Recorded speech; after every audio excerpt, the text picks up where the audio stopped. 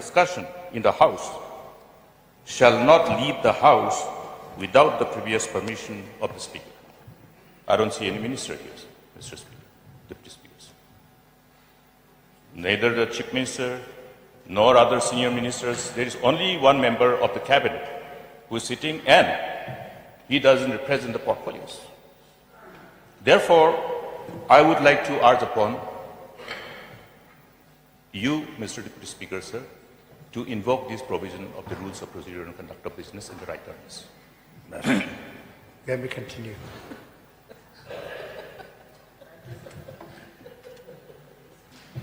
Sir, Mr. Speaker, Deputy Speaker, what is your ruling, Mr. Deputy Speaker, sir? I'll inform them to come.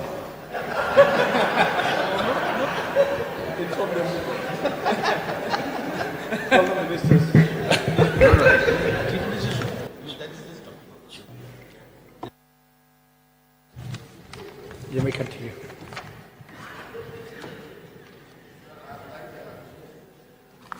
stand and sit, stand and sit.